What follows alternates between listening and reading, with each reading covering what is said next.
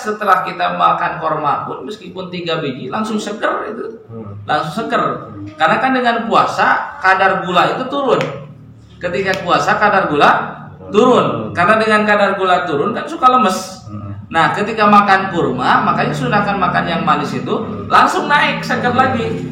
Makanya nggak usah makan kolak pun, sebenarnya makan korma 3 pun sudah selesai, udah kenyang. Karena kita kan balas dendam puasanya.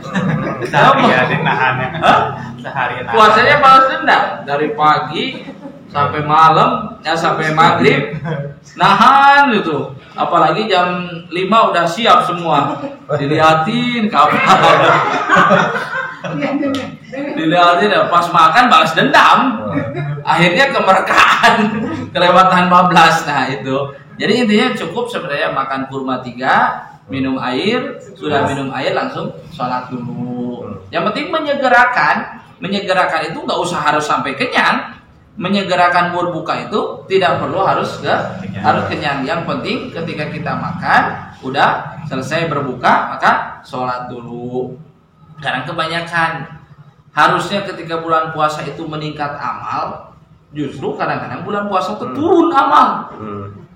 Jadinya biasanya bulan puasa, sebelum bulan puasa sholat maghrib itu berjamaah penuh.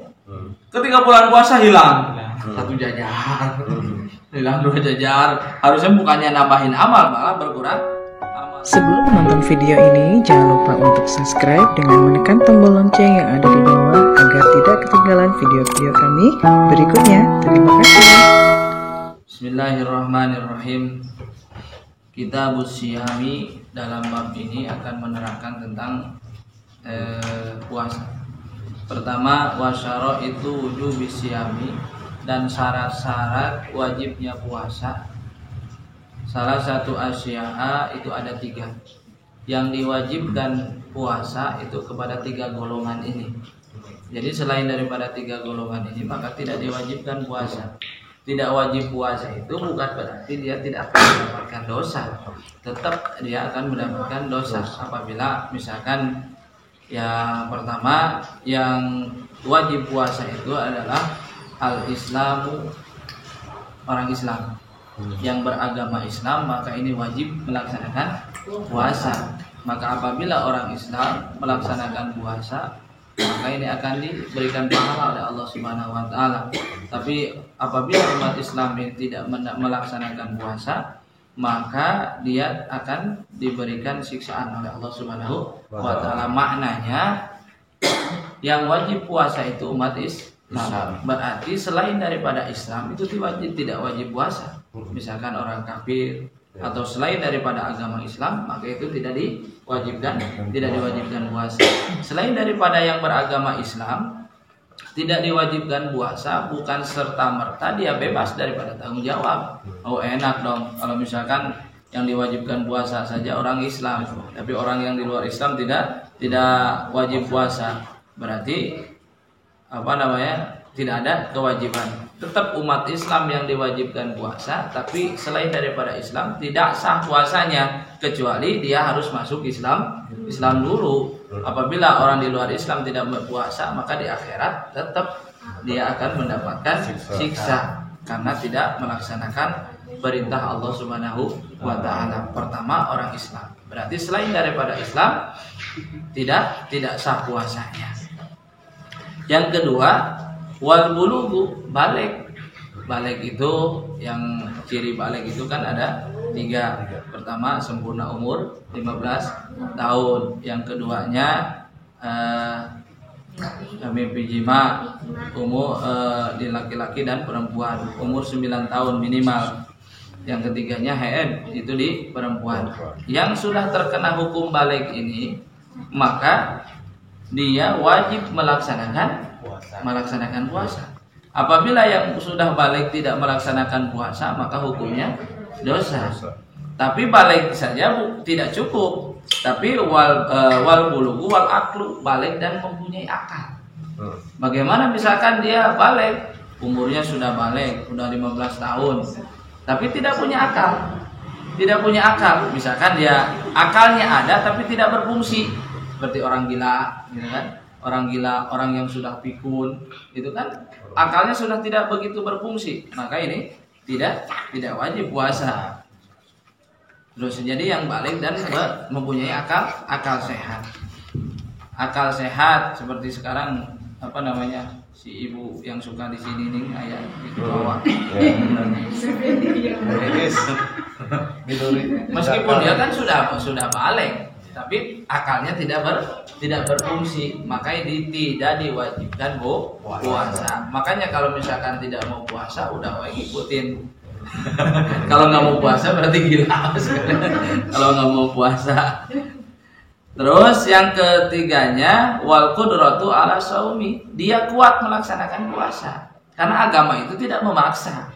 Agama itu tidak memaksa. Kalau misalkan seseorang dia tidak kuat dengan sebab sakit gitu kan, tidak kuat untuk melaksanakan puasa, maka tidak diwajibkan. Tapi ketika dia sudah sembuh wajib untuk membayar puasanya, dengan diqadha. Misalkan dia ketika bulan puasa sakit, karena kalau dipaksain kan nggak kuat melaksanakan puasa, maka batalkan saja. Tapi setelah nanti bulan puasa maka diqadha puasanya. Jadi wajibnya puasa itu kepada yang dia mampu untuk melaksanakannya. Pertama Islam, yang kedua balik dan mempunyai akal, yang ketiganya dia kuat untuk melaksanakan puasa. Berarti kalau lain daripada Islam tidak wajib melaksanakan puasa. Terus yang belum balik maka belum wajib melaksanakan puasa. Tapi perlu yang belum anak kecil perlu belajar, perlu disuruh untuk melaksanakan puasa. Karena belajar untuk melatih. Seperti anak-anak sebelum dia balik, dia kan belum wajib melaksanakan sholat, tapi perlu dilatih untuk melaksanakan sholat. Karena setelah dia dari kecil terbiasa melaksanakan sholat, maka setelah dewasa dia tidak akan berat untuk melaksanakan sholat. Ibaratnya kadang-kadang seperti ini, orang yang dari mudanya dia selalu melaksanakan ibadah, maka ketika sudah tuanya pun tidak akan susah untuk melaksanakan ibadah. Tapi kalau dari mudanya susah dia melaksanakan ibadah, apalagi nanti sudah tuanya susah untuk melaksanakan ibadah. Kadang-kadang kan banyak bukti dia dari muda jarang ibadah, terus sudah tuanya pun masih males-malesan. Kadang-kadang kalau umur manusia sudah di atas 40 tahun belum menghadap kepada akhirat, mau nungguin apa lagi gitu kan. Udah 40 tahun belum menghadap ke akhirat, mau nungguin apa lagi gitu kan. Karena meskipun dia diberi kekayaan oleh Allah, dia tidak akan bisa menikmati. Jadi seumur 40 tahun itu sudah harus hadapan kita itu bukan kepada dunia lagi. Dunia mah tetap kita jalani, pekerjaan kita jalani, tapi harus lebih memfokuskan kepada akhirat. Kalau udah umur 40 tahun. Ya kalau umur 40 tahun, umur Nabi berapa? 63 tahun. 23 tahun lagi. Nah, cepat banget 23 tahun. Kadang-kadang umur kita dari kecil sampai sekarang nggak terasa kan, udah kepala 3. Nanti udah dapat kiriman surat, rambut putih 1, tambah lagi 2, sampai akhirnya putih semua. Saking pengen mudanya cat. Tapi ngecatnya itu jangan pakai warna hitam. Jadi kalau mau rambut dicat boleh, tapi pakai warna merah. Tapi kalau pakai warna hitam itu hukumnya haram. Misalkan laki-laki rambutnya sudah putih gitu kan, terus dicat pakai warna hitam karena pengen kembali muda lagi, kata Roma Irama itu. Kalau pengen muda lagi rambutnya dicat pakai warna hitam, maka itu tidak boleh. Kalau mau pakai warna merah. Tapi warna merah pun yang tidak menghalangi air terkena rambut gitu kan, seperti yang dari bentuk pacar itu kan. Karena kan ini rambut, ketika kalau misalkan kita mewarnai rambut pakai cat, otomatis kan menghalangi ketika misalkan seseorang mau junub gitu kan. Sedangkan rambut itu harus basah semua, tidak boleh ada yang terlewat. Maka kalau misalkan ininya dari cat yang susah itu, maka ini tidak akan sampai air ke rambut karena terhalangi cat. Maka ketika mau diwarnain rambut, meskipun bukan warna hitam, tapi tetap harus yang kira-kira bisa nembus lah. Istilahnya sekarang kan ada ya pewarna rambut yang dari pacar gitu kan, yang dari pacar kayak henna itu kan, henna nggak terlalu ini juga, nggak terlalu apa namanya, nggak terlalu tebal lah gitu. Jadi itu. Nah, itu syarat sah puasanya. Jadi dalam fikih itu ada syarat sah, ada yang wajibnya gitu kan, ketika melaksanakan puasa, dan ada yang membatalkannya. Itu aja cukup. Dalam sholat pun seperti itu kan, wudu ada syarat sah wudu, ada fardu wudu, ada yang membatalkan wudu. Dalam sholat ada syarat sah sholat, ada fardu rukun sholat, ada yang membatalkan sholat. Puasa pun seperti itu, ada syarat sahnya puasa. Berarti kalau syaratnya tidak terpenuhi, maka tidak sah. Misalkan dia tidak Islam, maka berarti tidak sah puasanya. Kalau misalkan dia tidak balik dan tidak berakal, maka tidak sah puasanya. Terus dia tidak kuat, maka tidak boleh memaksakan untuk puasa. Nah, yang tiga ini harus tercukupi ketiga-tiganya. Yang keduanya wa faraidus shaum, dan fardunya puasa arba'atu asya, ada 4. Fardunya puasa itu ada 4. Pertama an-niyatu, niat. Jadi beda dengan puasa wajib dan puasa sunat, memasang niatnya. Kalau puasa wajib itu niatnya harus malam, kalau puasa wajib. Tapi kalau misalkan kita puasa sunat, misalkan pada hari Senin atau hari Kamis, kita mau puasa sunat, pas dari subuh itu belum makan apa-apa, pas jam 8 ada belum makan apa-apa, belum minum, belum makan, udah niat puasa. Jadi kalau sunat. Tapi kalau misalkan wajib, kita lupa malamnya nggak niat, minimal sebelum adzan. Sebelum adzan itu harus pasang niat. Kalau misalkan pas adzan atau sudah lewat adzan lupa niat, maka itu tidak sah puasanya. Jadi niatnya itu, makanya kalau puasa wajib kan niatnya itu setelah taraweh gitu kan. Setelah taraweh kita niat kalau itu semagodin anadai pada syahri Ramadan hadisan itu kan setelah taraweh, maka harus pasang niat. Yang keduanya setelah niat, nah niat kan pasang niat. Terus wal imsaku anil ukli wasyurbi. Yang keduanya menahan makan dan minum. Nah, wajibnya itu ketika kita puasa, pertama niat, yang kedua menahan makan dan minum. Bagaimana kita nggak pasang niat, nggak sah puasanya. Bagaimana niatnya? Iya pasang niat, tapi makan, pagi-paginya minum, atau misalkan gimana, kecuali makan dan minumnya lupa. Pas kita ini bukan bulan puasa, pas pulang dari pasar lapar nih, ada di rumah nasi masih hangat, langsung makan, habis 2 piring lah misalkan. Pas habis 2 piring ingat lagi puasa, udah berhenti langsung, nggak batal itu puasanya, itu rezeki dari Allah. Tapi pas langsung ingat, dilanjutin, nah itu batal. Meskipun belum minum, meskipun belum apa, ya kadang-kadang kan kita yang namanya lupa makan, pas ingat belum minum, ya udah jangan minum dulu. Kalau pas ingat minum dulu, maka itu batal. Jadi pas ingat langsung berhenti. Nah itu makanya tidak. Nah itu menahan makan dan minum. Yang keduanya menahan makan dan minum. Kalau misalkan puasa makan, maka batal. Kalau misalkan minum, maka batal. Wal jima'u, dan menahan jima. Jadi jangan dulu deket-deket sama istri. Itu kan udah nanti malam. Jadi yang tidak boleh itu ketika puasa. Yang tidak boleh itu ketika puasa. Siangnya setelah subuh sampai maghrib, maka itu tidak boleh. Nah, kalau sudah maghrib sampai waktu sahur ya silahkan. Gitu kan. Jadi yang tidak boleh itu ketika puasa. Bukannya ini, tapi membatalkan puasa. Tapi bagaimana kalau misalkan begini, suka ada kejadian. Kalau misalkan setelah isyanya, misalkan seorang suami istri berhubungan setelah isya, lupa belum mandi, keburu adzan, gitu kan? Maka itu tidak membatalkan puasa, tidak membatalkan puasa. Silakan saja lanjutkan puasa. Cuman ketika kita mau sholat, maka harus mandi junub. Ketika mau sholat, karena puasa itu tidak disyaratkan bersih dari hadas besar.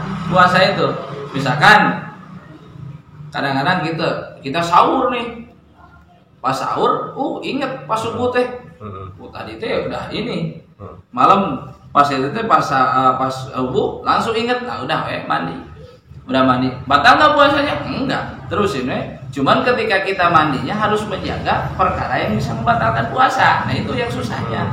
Makanya disunahkan ketika kita bulan puasa ini mandi junub itu sebelum adzan. Meskipun boleh setelah adzan, tapi kadang-kadang kita nggak bisa meraksa, nggak bisa menjaga sesuatu yang membatalkan puasa. Membatalkan puasa seperti mencolok hidung. Sedangkan kalau misalkan kita mandi junub kan harus dibersihin kan, harus dibersihin ininya kan harus dibersihin. Kalau terlalu dalam maka batal puasanya. Terus yang lubang depan belakang itu kan harus dibersihin. Maka kalau terlalu dalam maka itu. Jadi ketika lupa maka tidak membatalkan puasa.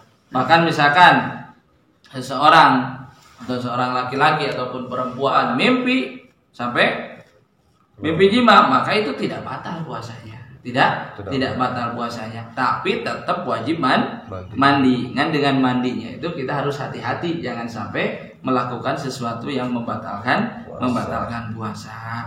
Jadi ketika kita punya junub, terus ketika mimpi jima, maka itu tidak membatalkan puasa, tapi tetap wajib mandi gitu kan. Meskipun ya seseorang setelah subuh mimpi nanti jam 2 misalkan jam 1 mandinya, tidak ada masalah. Cuma kita mempunyai junub dalam keadaan ibadah mempunyai junub, maka hukumnya makruh gitu. Nah, imsak. Jadi dari jima, wa ta'amudil qawi dan sengaja sengaja kita muntah. Kalau sengaja muntah itu batal puasa. Tapi memang kalau misalkan muntahnya itu tidak disengaja, maka itu tidak membatalkan puasa. Ketika kita dalam perjalanan nggak kuat nih, itu kan nggak sengaja, kita nggak sengaja muntah, udah ditahan tetap nggak kuat langsung keluar, maka itu tidak membatalkan puasa, tapi tetap harus kumur langsung. Nah itu membatalkan puasa. Jadi wajibnya puasa ada 4. Pertama niat, yang keduanya menahan makan dan minum. Kalau yang sudah punya suami istri, jangan berhubungan ketika sedang puasa dan jangan muntah secara sengaja. Tapi kalau misalkan saking mules, misalkan nggak kuat nahan langsung keluar, maka itu tidak membatalkan puasa. Nah itu syaratnya yang tadi yang 3. Terus sekarang yang wajibnya 4. Nah, sekarang yang membatalkan wudu, yang membatalkan puasanya. Waladhi yubtiru bihi as-shaimu asyaratu asya'a. Dan perkara yang membatalkan bagi orang yang puasa itu ada 10. Yang membatalkan puasa itu ada 10. Pertama, ma wasala amdan ilal jawfi awir roksi. Jadi ada perkara yang sampai kepada lubang, yang lubang itu tembus ke perut atau ke kepala. Misalkan lubang hidung sampai nggak ke perut?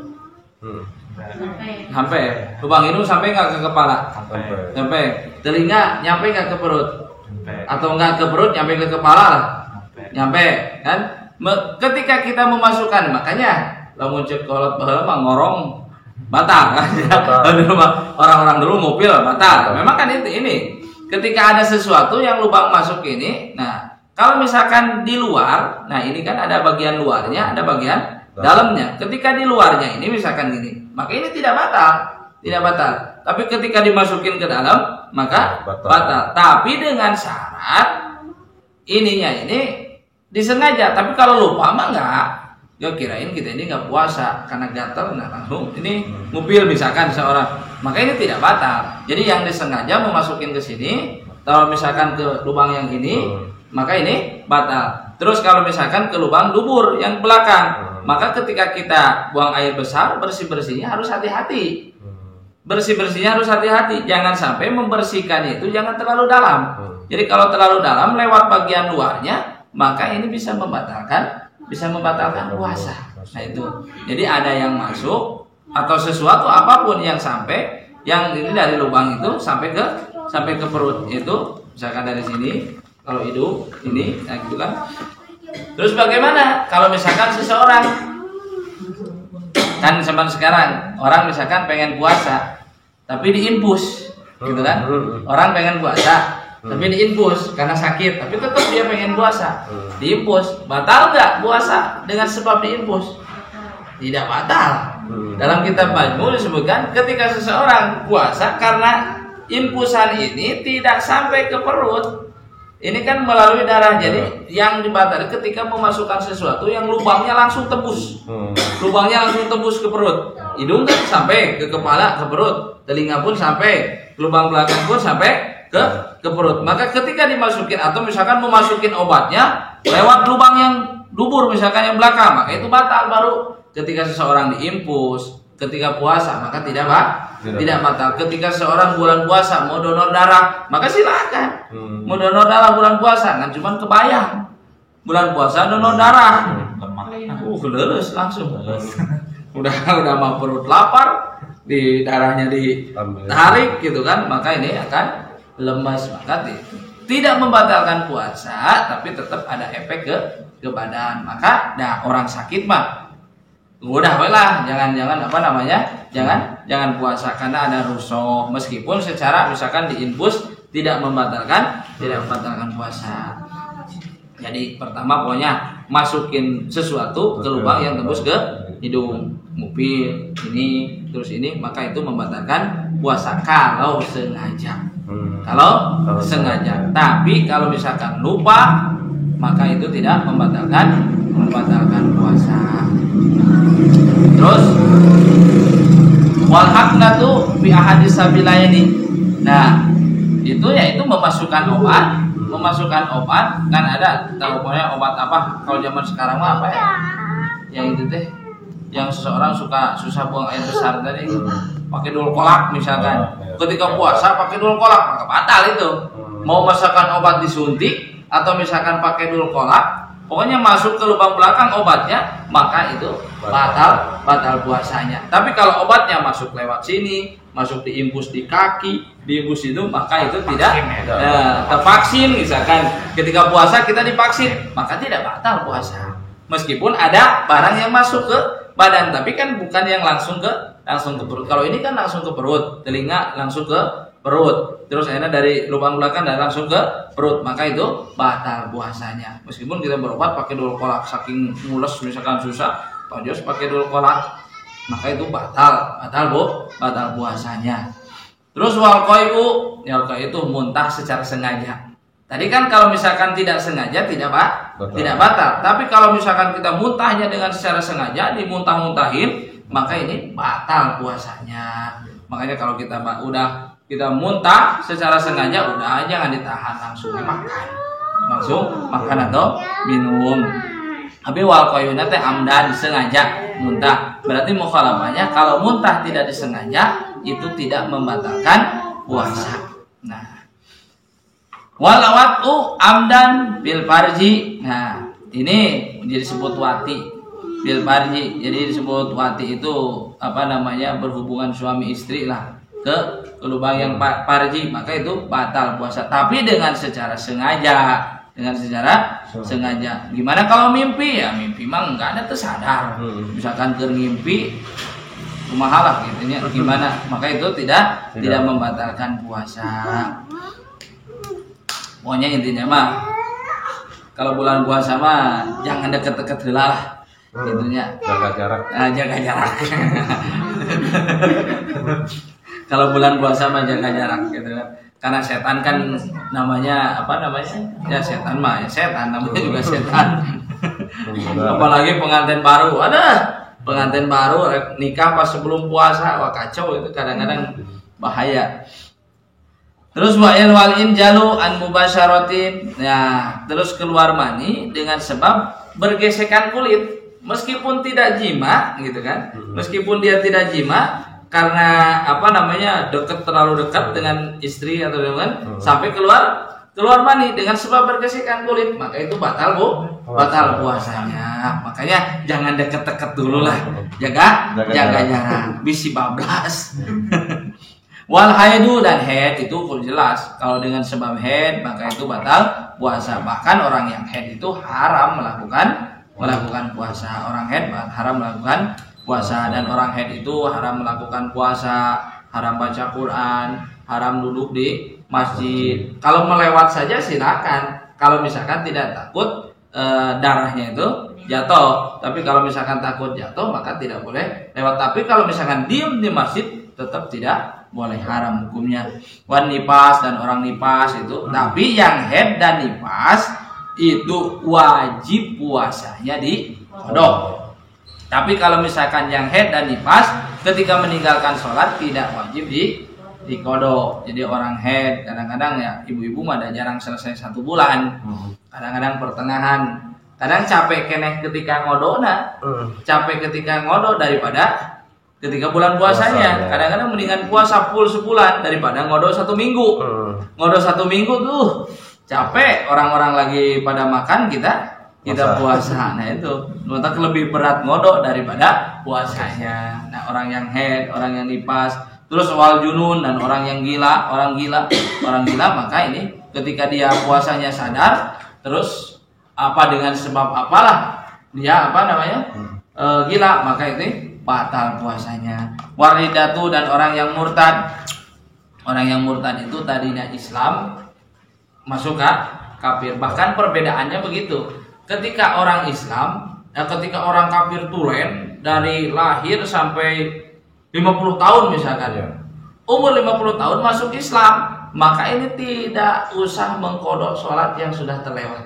Kalau orang kafir yang tulen. Tapi kalau orang yang murtad, asalnya misalkan dia Islam dari umur 15 tahun atau sampai umur 20 tahun Islam. Dari umur 20 tahun murtad, misalkan masuk agama yang lain. Kalau masuk sampai umur 30 tahun. Setelah umur 30 tahun masuk Islam lagi. Maka yang dari umur 10, 20 sampai 30 tahun itu yang dia meninggalkan sholat wajib dikodok sholatnya. Wajib dikodok sholatnya. Beda dengan orang kafir yang tulen.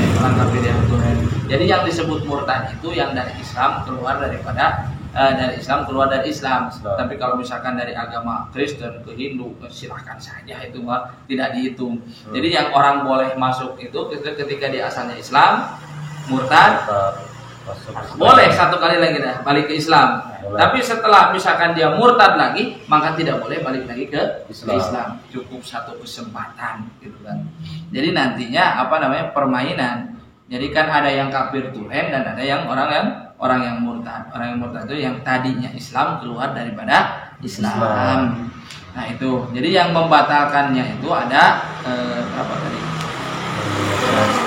10. Yang membatalkan ada 10. Yang pertama, pokoknya ada perkara yang sampai ke lubang, yang lubang itu tembus ke perut. Pokoknya inilah.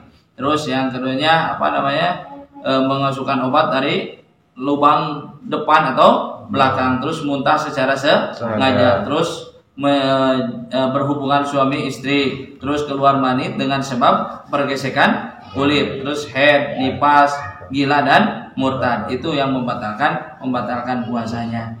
Dan wayustahabu bisaumi, disunatkan ketika kita puasa ini salah satu asya, 3 perkara. Sunat ketika puasa 3 perkara. Pertama, ta'jilul fitri, menyegerakan berbuka. Sunat.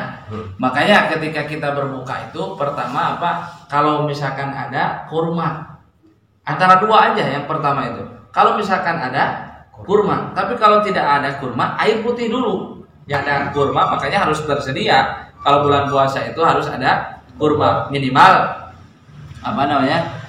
minimal 3 lah ganjil. Karena makan kurma itu beda dengan ini. Secara makannya kita ambil kurmanya, udah dimakan kurmanya, si bijinya dikeluarin. Nah pas dikeluarin taruh di sini. Misalkan gitu, kita makan kurma, ambil itinya, kulitnya, keluarin kulit ininya, bijinya, taruh di situ, buang. Nah itu cara membuangnya begitu. Cara ini. Tangan kanan. Tangan kiri aja, tangan kiri. Jadi ketika makan diambil ininya, kulitnya, maka bijinya dikeluarin. Nah dikeluarin, taruh di sini, buang. Karena dalam agama itu kan ada tata cara. Dalam agama itu ada tata tertib. Ketika makan kurma, ambil buang sini langsung taruh, amin, buang minimal 3 lah, 3 lah harus ya ganjil mengikuti sunnah Rasulullah SAW. Nah bahkan sebenarnya setelah kita makan korma pun meskipun 3 biji langsung seger itu, langsung seger, karena kan dengan puasa kadar gula itu turun. Ketika puasa kadar gula turun, karena dengan kadar gula turun kan suka lemes.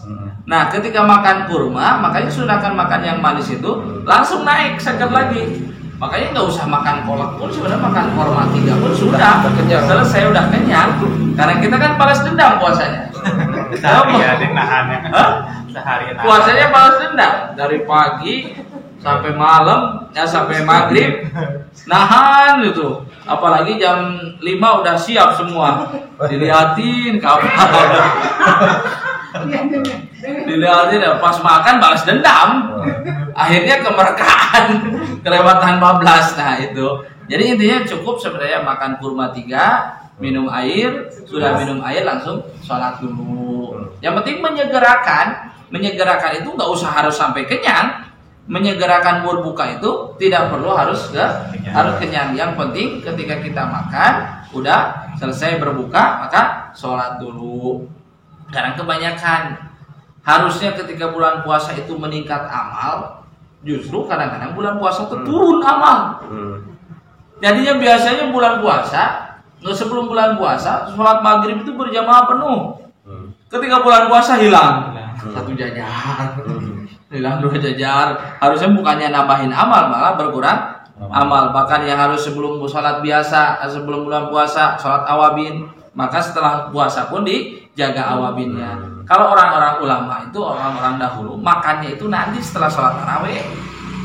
Kalau sekarang kita makanya seger. Kalau misalkan makan kurma dulu, minum air putih, langsung setelah sholat maghrib, sholat ba'diyah maghrib, langsung sholat awabin. Setelah awabin langsung sholat nanti misalkan isya, taraweh. Setelah taraweh baru makan.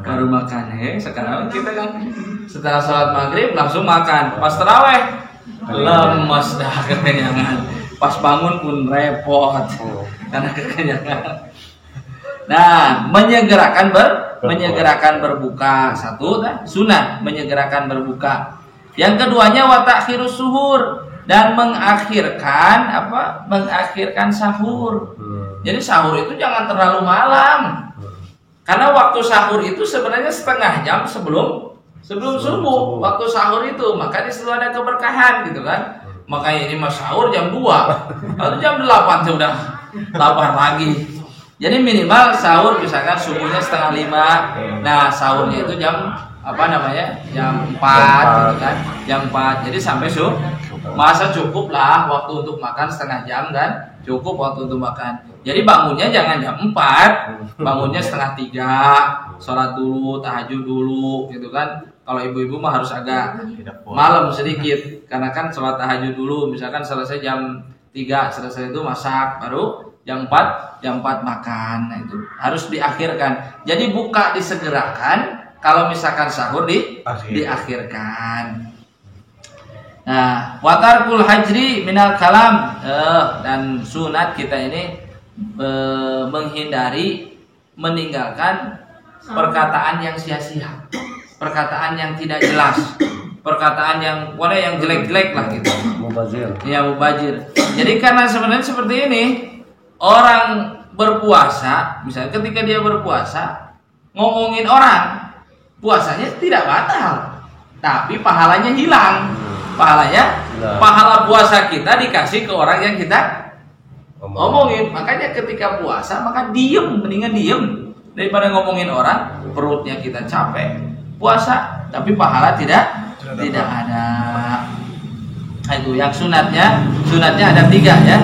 Sunatnya pertama kita menyegerakan berbuka. Yang keduanya kita mengakhirkan sahur. Yang ketiganya kita meninggalkan perkataan yang tidak jelas lah nama. Dan wayahrumu siyamu khamsati ayamin, haram puasa pada 5 tempat. Pertama al-idani, yaitu 2 id. Ketika 2 id itu pas lebaran, maka itu haram puasa. pas lebaran haji, puasa dan lebaran haji, maka itu haram puasa. Dan wa ayyamu tasyrik, dan hari-hari tasyrik yaitu yang 3 hari itu 11, 12, 13, maka itu haram puasa. Nah, haram puasa. Nah, itulah keutamaan fardunya dulu. Pertama, fardunya puasa itu syarat sah puasa pertama untuk orang Islam. Yang kedua balik dan punya akal. Yang ketiganya dia kuat melaksanakan puasa. Yang fardu puasanya ada 4. Pertama niat, yang kedua nahan daripada makan dan minum, terus dan menahan daripada jima, dan yang keempatnya muntah secara sengaja. Jadi jangan muntah secara sengaja. Yang membatalkan puasa ada 10. Satu, ada perkara yang sampai ke lubang, yang itu lubang sampai ke perut. Terus memasukkan obat melalui lubang, salah satu lubang yang 2. Terus muntah secara sengaja. Terus berhubungan suami istri. Terus keluar mani dengan sebab pergesekan kulit, haid, nifas, gila, terus murtad. Itu yang membatalkan puasa. Selain daripada itu tidak membatalkan sunatnya puasa. Pertama menyegerakan berbuka, terus mengakhirkan sahur, dan meninggalkan perkataan yang tidak jelas. Haram puasa ada 5. 1, ketika 2 hari raya. Yang keduanya yaitu hari tasyrik yang 3 hari, yaitu 11, 12, 13. Nah itulah fardunya puasa.